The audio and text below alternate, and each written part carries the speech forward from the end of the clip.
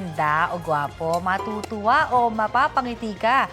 Di ba, Rafi? Di Actually, ba, ang magandang Aubrey? Siyempre. At tulad ng tao, ay ganyan din mag-react ang isang alagang aso sa Imus, Cavite. Sa ngiti ng aso, tiyak daw na mapapangiti ka rin. O, patingin nga kami. Guwapo!